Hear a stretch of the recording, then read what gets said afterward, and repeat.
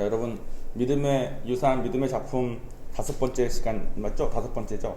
5번째 시간입니다. 제가 아까 찬양할 때 말씀드린 것처럼 앞에 4가지를 배웠기 때문에 이제 오늘의 내용을 말할 수 있습니다.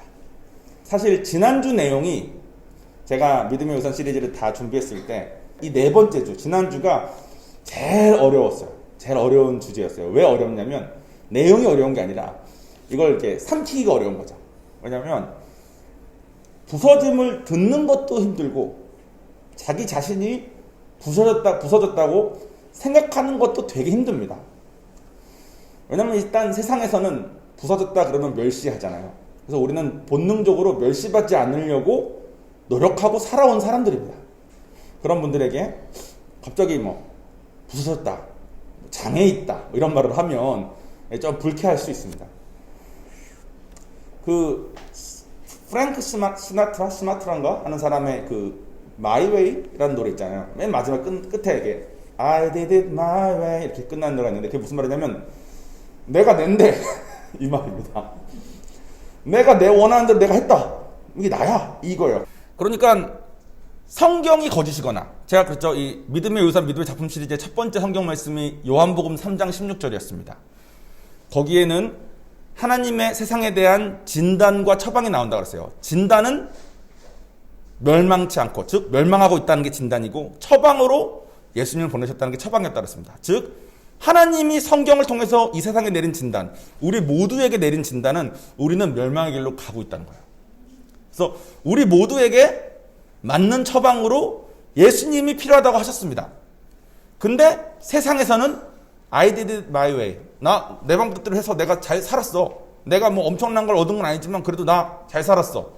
이거를 투항하는 그 나이 좀 드신 분들, 영어 조금만 하실 수 있는 분들은 노래방에서 이 노래를 다 부르시더라고요. 내가 이렇게 살아왔다고. 그게 자기 자신에게 주는 만족감도 너무 크고 그렇게 살아야 될 것 같습니다. 멸시도 안 당할 것 같고 우리가 다 장애가 있고 부서지고 있는데 성경 말씀에 따르면 문제는 본인 스스로는 딱히 불쾌함만 느껴지지 필요성도 안 느껴지고 고칠 필요도 안 느껴지고 익숙한데 이 멸망의 길로 가고 있던 한 사람이 다른 멸망의 길로 가고 있는 한 사람과 만나서 결혼이라는 걸 합니다. 그래서 부부관계를 이뤄요. 부부관계를 이뤘는데도 불구하고 여전히 각 사람이 자신의 변화의 필요성을 못 느낍니다. 그러면 점점 더 어려운 길로 갑니다. 저는 유학생활을 되게 오래 했습니다. 한 횟수로 19년, 18년 이렇게 한 것 같아요. 저는 돈에 대한 강박이 좀 있습니다. 돈이 항상 어려웠고 아버지께서 학비는 대주셨는데 대학원은 엄청 비쌌지만 대학교까지는 항상 싼 학교를 골라갔어야 됐고 생활비는 기본적으로 제가 거의 다 벌었어야 됐습니다. 그러니까 항상 돈의 효율성을 계산하는 것이 저는 너무 익숙해요. 그리고 살았고 돈의 효율성을 계산하는 것 덕분에 제가 돈에 대해서 엄청난 훈련을 받았다고 생각하진 않지만 그래도 기본적으로 말도 안 되는 낭비벽에 쌓여 살진 않았습니다. 그리고 무엇을 할 때 이렇게 하는 게 제일 돈이 효과적이다 이런 계산을 항상 하면서 살았어요. 근데 결혼을 했습니다. 결혼했는데 저희가 신혼여행을 그리스 산토리니라는 데 갔습니다. 포카리 스웨트 찍으신 데 알죠? 흰색하고 하늘색만 있는 그리스 섬. 거기서 한 3일인가 4일인가를 있고 돌아오는데 돌아오다가 비행기가 아부다비에서 갈아타게 됐어요. 그러니까 한국에서 갔는데 아테네로 가는 직항 비행기가 없으니까 반드시 아부다비에서 갈아타야 되는데 갈 때는 잘 갔는데 돌아올 때 아부다비 안개가 너무 심해가지고 연착을 하게 된 거죠. 그래서 한국으로 가는 비행기를 놓쳤습니다. 저희가. 그랬더니 아부다비가 되게 잘 사는 나라고 잘 사는 도시 아닙니까? 그죠? 그러니까 거기서 제공하는 호텔, 음식, 하루 뒤 비행기를 타니까 하루 뒤 동안 아부다비를 아예 관광할 수 있게 저희한테 모든 걸 다 대줬어요. 근데 솔직히 저희가 신혼여행 갔을 때 저희가 엄청 넉넉한 상황이 아니었으니까 신혼여행 갈 때 경비 짤 때는 제가 여행사도 안 통하고 싶어가지고 그리스에 있는 여행사랑 연락하고 그리스에 있는 호텔이랑 직접 연락해가지고 그리스 호텔 직접 그 사람이랑 이메일을 주고받으면서 가격, 그리스 여행사 가격, 한국에서 하는 가격, 미국에서 하는 가격을 다 비교해가지고 제일 싼 거, 차 렌트도 다 비교해서 제일 싼 거. 그러니까 제가 하나하나를 얼마나 알아보고 얼마나 싸게 했겠습니까? 그렇게 3, 4일을 보내다가 보냈는데 그게 싸게 그러니까 효율이 따졌으니까 솔직히 호텔도 그냥 그랬고 괜찮은데 그냥 그런데 음식도 괜찮은데 그냥 어느 정도. 그래서 우리 수준에 맞추는 걸로 제가 최대한 짜서 움직였는데 아부다비는 그리스에 저희가 갔던 신혼여행보다 훨씬 좋은 호텔과 좋은 음식으로 꽁트로 다 준 거예요. 부자 나라니까. 나중에 와이프가 저한테 그러더라고요. 난 당신이 신혼여행 같이 갔을 때 정작 우리가 갔던 신혼여행지는 그리스 산토리니인데 거기선 당신이 행복한 것도 모르겠고 항상 뭔가 이렇게 막 좀 이렇게 신경이 좀 곤두 서 있는 느낌인데 아부다비에서의 하루는 신혼여행 같았고 너무 좋았다는 거예요. 왜냐면 제가 너무 행복하더래. 근데 그게 왜 그런지를 이제 얘기를 몇 년 동안 한 거죠. 몇 년 동안. 근데 이제 이번에 장애 얘기도 하면서 더더욱 깨닫게 된 겁니다. 제가 돈에 대한 강박이 있는데 돈에 대한 강박이 있으니까 돈을 허투루 쓰면 안 되고 계산을 잘해야 된다는 그 마음에 갇혀 있어서 그리스 3일 있는 내내 내가 다 비교했으니까 가격을 얼마인지 다 알잖아요. 내가 했던 그 가격이 정말 맞는지, 얘네들이 바가지 씌우지는 않는지, 돈을 난 이거로 알고 왔는데 이건지 막 이런 계산을 항상 하고 있었던 거죠. 그러니까 와이프는 신혼여행을 왔는데 남편이 머릿속에 계속 뭐가 돌아가고 있으니까 자기랑 편하게 이렇게 지내는 것도 아닌 것 같고 뭐 이랬던 거예요. 저는 몰랐어요.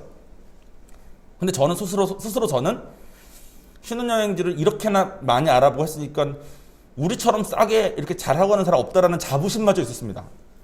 우리 형편도 안 좋은데 여보야 우리 진짜 내가 이렇게 해가지고 이렇게 잘 된 거야 라는 막 와이프에 대한 그 뿌듯함이 있었거든. 근데 정작 와이프의 마음이 어떤지는 감도 못 잡았고 솔직히 말하면 크게 관심도 없었던 것 같아. 왜냐면 내가 좀 잘하고 있으니까. 근데 와이프가 어제 물어봤습니다. 저한테. 그래서 당신은 돈에 대한 강박이 전 지금도 좀 있습니다. 지금도 이렇게 계란빵 같은 거 사 먹을 때 계산해야 돼요. 내가 이거 20년 전에 얼마 주고 먹고 샀는데 지금 이 가격으로 올랐는데 물가 상승률을 생각해 봤을 때 이게 적절한 가격인지 이런 걸 생각해야 됩니다. 그러니까 와이프는 아니 뭐 10,000원, 100,000원짜리를 편하게 쓸 때도 많으면서 왜 그 1,000원, 1,500원짜리를 그렇게 계산을 하냐고. 근데 저는 이게 잘 안 되는 거예요. 특히 조금만 돈 아꼈던 게 너무 강박이 심하니까. 와이프가 물어봅니다. 처음에는 자기가 어떻게 느꼈는지는 말하지 않고 당신에게 그런 강박이 있는 걸 당신이 알았는데 그거를 하나님한테 들고 가서 고쳐받고 싶냐? 근데 막상 대답을 하려니까 딱히 굳이 고치나라는 생각이 먼저 들더라고요. 그래서 내가 지금 준비하고 있는 주제가 딱 이 주제인데 내가 스스로도 고칠 마음이 별로 없구나. 너무 오래 살아온 거죠. 그리고 이것이 가진 장점도 너무 많아. 그러니까 이것을 잘 활용해가지고 돈도 잘 쓰고 해가지고 우리 이제 선교사 됐는데 재정을 잘 이렇게 하면 좋지라는 생각이 너무 큰데 와이프가 그러는 거예요. 당신이 가진 그 장애 때문에 당신이 살기에는 익숙할 수도 있고 이렇게 하지만 내가 너무 힘들다. 그런데도 당신은 고칠 마음이 없냐. 근데 제가 그때 딱 이게 약간 망치로 맞는 느낌 받았어요. 장애라는 거는 내가 내 삶을 봤을 때는 이게 특별히 문제가 안 되는데 관계에 있어서는 정말 최악인 거구나. 내 와이프도 망치고 하나님도 돈에 대한 이 강박과 관련된 것은 나에게 말씀하실 수 없는 거예요. 내가 들을 귀도 없는 거야. 이미 난 너무 잘하고 있다고 확신하고 있으니까. 혹은 이것이 가지고 있는 단점보단 장점만 자꾸 보고 있으니까. 각 장애들이 가진 장점들도 있다고 제가 지난주에 말씀드리지 않았습니까? 여러분들이 가진 장애들도 아마 그럴 겁니다. 그래서 그 장애가 가진 장점 때문에 이걸 장애라고 못 느끼는 경우도 너무 많아요. 그러니까 불쾌하죠. 난 이것 때문에 세상에서 잘 사는데. 특히 강박 같은 게 있으신 분들은 완벽주의가 좀 있으시니까 잘 삽니다. 세상에서도 남들보다 앞서서 잘 살 때가 많아요. 그런 장점들 때문에 노후 생각을 잘 못합니다. 그런데 와이프는 괴로운 거죠. 여러분 특히 우리나라에 이런 분들 많이 있지 않습니까? 나 같은 남편이 있으면 나와보라 그래. 내가 바람을 펴 돈을 안 벌어 어쩌고저쩌고. 그런 남편 정말 있는지 아닌지 나와보라 그래. 정말 답은 그 와이프한테 물어봐야 됩니다. 와이프가 마음을 어떻게 느끼는지 어떻게 하냐는 거예요. 와이프 중에 나 같은 와이프 아마 없을 거라고. 내가 이렇게나 잘하고 저렇게 잘하고 있는데. 근데 실제로 남편한테 물어봐야 된다는 거예요. 상대방이 어떻게 느끼는지까지 알아야 우리가 알 수 있다는 겁니다. 왜냐하면 장애는 본인은 장점만 보이기 때문에 단점도 잘 안 보일 수 있어요. 서세원, 서정희 커플 아십니까?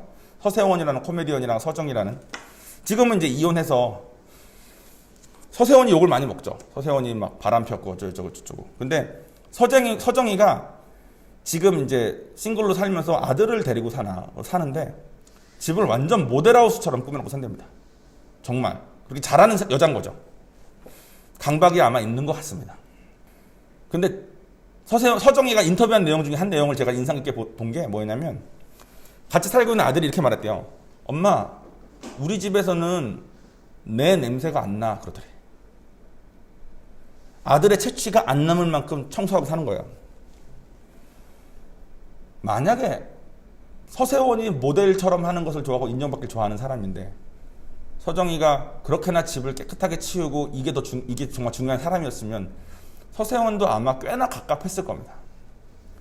그래서 겉에서 봤을 때는 서세원이 이제 바람펴서 문제가 됐지만, 그리고 서정이는 억울하지만 서정이가 했던 그 집안을 꾸미고 했던 그 모든 것이 누구를 위한 헌신이었는지 생각을 해보면 답이 되게 명확해지는 겁니다. 실제로 서정이가 좋아 보여가지고 서정이랑 똑같이, 서정이가 만든 집이랑 똑같이 자기 집을 꾸미고 산 사람이 있는데 똑같은 방법으로 이혼을 당했답니다. 근데 우리가 봤을 때는 서정이는 잘못한 게 없죠. 근데 서정이도 자기가 가지고 있는 장애에 대해서 장점만 생각하고 남편이 어떻게 느끼는지에 대해서는 관심을 갖지 못한 겁니다. 참 어렵습니다. 자, 그럼 좀 더 확장해서 생각해 봅시다. 편집증적 장애가 있는 분은 툭하면 싸우고 소송도 쉽게 남발한다고 했습니다. 그 사람 입장에서는 사회를 정의롭게 또 확실하게 하기 위해서는 적당히 넘어가는 거 없이 반드시 싸워서라도 이겨야 된다고 생각을 할 수 있어요. 그죠? 근데 그 와이프 혹은 그 남편은 마음이 어떻겠습니까? 자기 와이프가 맨날 소송 거는 거야. 남편 입장에서는 별것도 아닌 일 같은데. 근데 와이프 입장에서는 이런 거는 그냥 넘어가면 안 된다는 거죠. 제대로 해야지 사회가 발전된다는 거야. 그 말도 맞아요. 그러니까 장점도 있다는 거야. 근데 상대방의 감정 관심 없다는 거죠. 우리가 관계의 동물입니다, 여러분. 하나님이 우리에게 제일 중요하다고 말씀하신 두 가지가 관계예요. 하나님을 사랑하라는 하나님과의 관계, 이웃을 사랑하라는 이웃과의 관계. 근데 우리는 관계보다는 내가 생각하는 내 중요한 것이 훨씬 더 중요한 삶을 다 살고 있습니다. 그러니까 I did it my way를 외칠 수 있는 거예요. 자랑스럽게. 관계에 관심이 없으니까. 그런데 하나님은 우리를 창조하신 분이시니까 너희들에겐 관계가 제일 중요하다는 것을 성경에서 알려주신데도 불구하고 우리가 우리 마음대로 살고 있는 겁니다. 우리가 이제 장애들에 대해서 배우고 어떤 사람은 강박, 어떤 사람은 회피, 어떤 사람은 뭐 모델, 어떤 사람은 뭐 편집증 이렇게 서로 장애가 틀리고 이 틀린 장애들끼리 만났을 때 이루어지는 모습들을 생각해 보면은 부부의 관계 속에서 이루어질 수 있는 문제들이 너무 종류가 많아요. 그런데 각 상황에 맞는 답을 성경에 다 따로 주셔야만 될 것 같은데 그렇게 쓰여져 있지는 않지만 실제로 성경에 쓰여져 있는 그 답이 정말 답입니다. 그래서 오늘은 그 본문을 읽어볼 거예요. 여러분들이 아주 익숙하신 본문일 건데 제가 읽어보겠습니다. 에베소서 5장 21절부터 25절인데 중간 23절, 24절은 오늘은 빠져 있습니다. 그리스도를 경외하는 가운데 서로 복종하여라. 아내들아 자기 남편에게 복종하기를 주께 하듯 하여라. 남편들아 아내 사랑하기를 그리스도께서 교회를 사랑하시고 교회를 위해 자신을 내어준 것 같이 하여라. 아멘. 이게 정말 답입니다. 이게 왜 답인지 제가 이제 설명 간단하게 드릴게요. 되게 익숙한 말이고 되게 많이 들어보시는 말씀이시죠? 이 말씀은 부부에 대해서 항상 사용되는 말씀이니까. 근데 이게 정말로 그 많은 장애들과 그 많은 가짓수들을 다 커버할 수 있는 정말 그 답이냐?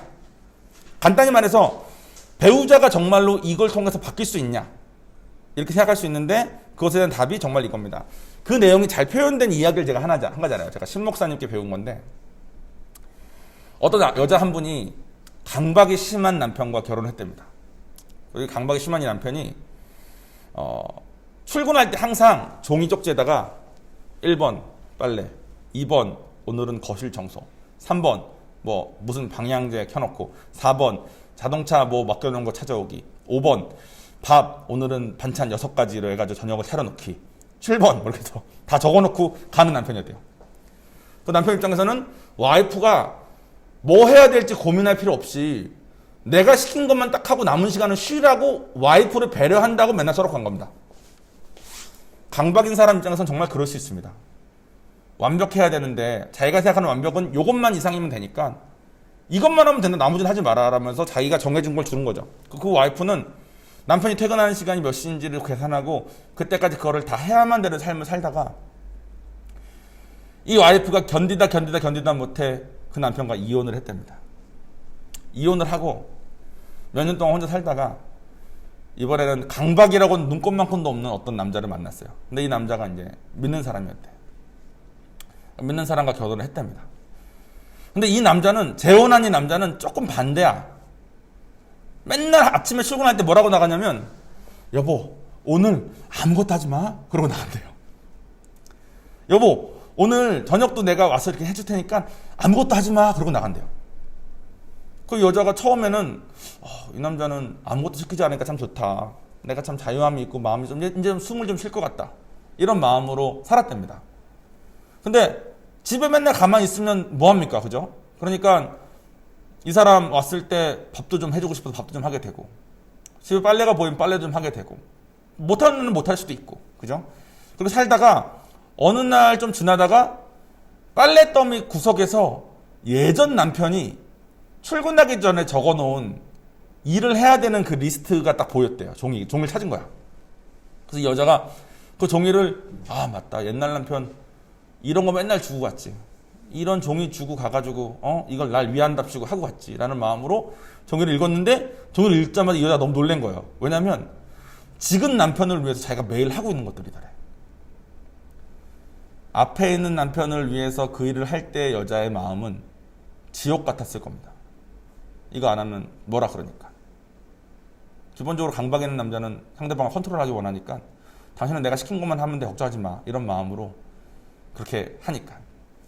근데 뒤에 있는 남편은 아무것도 하지 말라는 사람이었던 겁니다. 그러니까 여자 입장에서 똑같은 일을 하는데 뒤에 있는 남편을 위해서 똑같은 일을 할 때는 그 사람이 정말 좋고 고마워서 하는 거고, 앞에 있는 남편을 위해서 할 때는 해야 돼서 했던 겁니다. 이것이 여러분, 제가 항상 강조드렸던 종교생활과 신앙생활의 차이입니다. 종교생활은 해야 되는 걸 하는 거고, 신앙생활은 안 해도 되는데 내가 주님께 하고 싶어서 하는 것이 신앙생활입니다. 신앙생활이 되려면 주님과의 관계가 돼야 되는 거예요. 즉, 두 번째 남편과는 이 여자가 관계가 됐던 거죠. 남편이 오늘 말씀처럼 자기 아내 사랑하기를 그리스도께서 교회를 사랑하시고 교회를 위해서 자신을 내어주신 것 같이 하면 아내가 스스로 변하게 된다는 겁니다. 즉, 그 두 번째 남편이 한 거는, 하나님께서 교회에 바라시는 게 뭡니까? 교회는 맨날 하나님 뒤통수 치고, 맨날 예수님 뒤통수 치고, 맨날 분열하고 세상에 욕먹고 이렇게 하다가도 또 한 번 회개하면 또 받아주시고, 이게 교회와 하나님과의 관계 아닙니까? 두 번째 남편은 아무것도 하지 말라고 했던 건 뭐냐면 그냥 철저한 자유를 준 거예요. 그리고 사랑만 해준 거죠. 마치 그리스도가 교회에 하신 것처럼. 그랬더니 그 여자가, 보통 생각으로는 그렇게 하면 그 여자가 이제 스포일 됐다 그러는데, 영어로는 뭐라 그러죠? 망쳐진, 그냥 버릇 없어지고, 이 남자 완전 뭐 아무것도 아니네, 내가 마음대로 살아도 되네 하면서 지 원하는 대로 살 것 같은데 아니라는 거예요. 그 여자 마음에 진심이 전해지면, 진짜가 되면, 예수님께서 우리에게 하신 것도 마찬가지입니다. 우리에게 모든 걸 다 부어주신 다음에 우리에게 너네 이제 율법에 묶이지 않아도 된다 그런 거예요. 근데 우리가 예수님이 우리에게 하신 게 정말 고마우면 예수님이 원하시는 게 뭔지를 보고 율법적인 것들을 우리가 원해서 하는 식으로 바뀐다는 거죠. 그게 행동이 따르는 삶입니다. 배우자를 바꾸는 유일한 방법은 남자가 여자에게 혹은 여자가 남편에게 성경에 쓰여져 있는 이것을 진심으로 하면 상대방이 그거를 받고 마음의 감동이 있을 때 상대방이 스스로 바뀔 때만 가능한 겁니다. 즉, 성령이 흘려 넘쳐서 그 사람이 스스로 깨닫게 되는 수 말고는 없는 겁니다. 어떤 장애를 가지고 어떤 상황이건 솔직히 별로 상관이 없는 거예요. 근데 이걸 하지 않습니다. 왜냐면 이게 되게 힘들거든요. 제가 이걸 배운 다음에 전 항상 저는 유학생활 오래 했으니까 퇴근한 다음에 잘 차려져 있는 저녁상에 대한 로망이 있었어요. 근데 와이프는 요리를 잘 하지 못하는 사람이기도 했지만 처음에 저랑 결혼했을 때 그 여러 가지 어려움 때문에 우울증 초기 증상 같은 것도 좀 있었습니다. 그러니까 저는 밥은커녕하고 집에 왔을 때 그냥 침대에 누워있는 와이프를 맨날 보는 거예요. 그러니까 처음에는 라면이라도 내가 끓여서 먹이고 이렇게 하다가 저도 불만이 쌓이고, 아니 나는 밖에 나서 돈을 열심히 벌어온 다음에 집에 왔는데 또 라면을 끓여야 되네, 이런 마음을 항상 가지고 있을 때 제가 이 말씀을 배웠습니다. 아, 내가 이 여자에게 밥은 해줘야 되는 거 아니냐, 뭐 혹은 뭐 이거는 이렇게 해야 되는 거 아니냐라는 마음을 먹는 거가 의미가 없는 거구나. 이 사람에게 내가 전 남편처럼 족쇄처럼 리스트 주는 거랑 다름이 없구나 싶어서 제가 일부러 저는 그 결혼하기 전에 요리를 전혀 안 하던 사람이거든요. 근데 자기 전에 내일 아침 뭐 먹을지를 계산한 다음에 일어나가지고 출근하기 전에 밥을 해서 먹이고 출근해서 퇴근한 다음에 제가 밥을 해서 먹였습니다. 처음엔 약간 쇼로 보였던 것 같아. 와이프가 전혀 그거를 이렇게 가당치도 않게, 또 약간 자기애가 있으니까 당연하게 받은 것도 같고, 처음엔 좀 되게 힘들었는데 한 6개월 정도 하니까 희생을 조금 알아주기 시작하는 것 같고, 제가 원했던 것들을 알아서 하는 거라기보다는 자기가 생각했을 때 저에게 필요한 것들을 해주기 시작하더라고요. 저희가 그 뒤로 부부관계가 되게 회복이 많이 됐습니다. 이건 근데 제 입장만 말한 거고, 와이프는 또 와이프 입장에서 저와의 회복을 위해서 한 것들이 많이 있겠죠. 그런데 이걸 할 때 저에게 가장 어려웠던 것이 있어. 내가 한 90을 하면 50도 50도 아니고 내가 한 90을 하면 당신이 10은 해야지라는 마음이 제 마음속에 항상 있더라고요. 아, 당신이 10은 해야지, 내가 90을 하는데 50도 50도 아니고 이게 뭐야, 이런 생각을 항상 했거든요. 근데 하나님께 저에게 주신 마음이 너는 우성이 마음에 있는 어려움이 뭔지 모른다고, 그리고 내가 너보다 몸도 마음도 약하게 창조했다고. 제가 그때 곰곰이 생각하면서 깨달은 게 뭐냐면 우리가 서로 가진 장애를 모른다는 겁니다. 어쩌면 어떤 사람에게는 지금 이렇게 정상적으로 삶을 살고 있는 것만으로 이미 엄청 벅찬 상태일 수도 있어요. 그 사람이 어렸을 때 어떤 학대를 받고 어떤 장애가 있는지 모르지 않습니까? 근데 우리는 솔직히 주로 서로가 서로를 동일한 잣대에 놓고 비교하기가 쉽습니다. 그래서 장애가 있어서, 장애가 있다 뭐 맞다 다 상관없이 지금은 제로섬으로 시작해가지고 내가 이만큼 하니까 당신도 이만큼 해, 이런 마음으로 서로를 대하기가 쉽습니다. 그래서 오늘 본문에 그리스도를 경외하는 가운데 서로 복종하여라라는 말씀으로 에베소서의 부부에 대한 말씀이 시작되는 겁니다. 제가 항상 강조하지 않습니까? 하나님을 경외하는 마음 없이는 성경 말씀은 우리 삶에 적용되기가 참 어렵습니다. 여자는 3살 때부터 공주가 되길 원한대요. 근데 남자는 3살 때부터 때려 부수기 시작한답니다. 여자는 결혼해서 공주로 살고 싶은데 결혼한 남편이 자기를 공주로 만들어줄 수가 없는 거죠. 왜냐면 하나님은 남자를 주님을 위한 전사로 만드셨는데, 여자는 이 남자가 나를 잘해줘서 공주가 되길 원하니까. 그러니까 3살 때부터 공주가 되길 원하는 마음을 심으신 것도 하나님이시고, 3살 때부터 다 때려부시면서 주님의 전사로 자라게 된 것도 하나님이십니다. 하나님의 섭리를 인정하지 않고 그렇게 창조하신 분이라 인정하지 않으면, 제가 아까 말한 것처럼 두 번째 남편처럼 와이프 아무것도 안 해도 된다는 마음으로 살기는 불가능한 겁니다. 근데 하나님을 경외하니까 내가 이해되지 않지만 발을 뗄 수 있는 거예요. 발을 떼면 어려움들 올 겁니다. 내가 내 장애를 극복하기도 힘들어 죽겠는데 상대방 장애까지 고려하면서 해야 되니까. 근데 하나님이 성경에 그러라는 거예요. 근데 우리가 그걸 하지 않습니다. 하지 않으면 어떻게 되냐면 이렇게 됩니다. 쉽게 얘기하기로는 네가 극하니까 내가 극하지, 네가 안 극하면 내가 극하겠냐, 이거에서 못 나와서 산대요. 안 믿는 사람들이 다 그렇게 사는 거죠. 그래서 여러분, 성격 차이로 이혼한다는 말 많이 듣지 않습니까? 성격 차이가 없는 게 거의 불가능한 것 같습니다. 각 사람의 상처와 각 사람의 장애와 각 사람의 관계를 생각해보면, 서편제에 보면 살다 보면 사라진다라는 노래가 있어요. 그 영화 안에 살다 보면 사라진다는 거예요. 아무리 어려운 일이 있어도. 서편제는 딸의 그 목을 트이기 위해서 한이 있어야지 노래를 잘 부른다고 아버지가 딸의 눈을 일부러 멀게 합니다. 그리고 딸에게 그걸 일부러 알게 해요.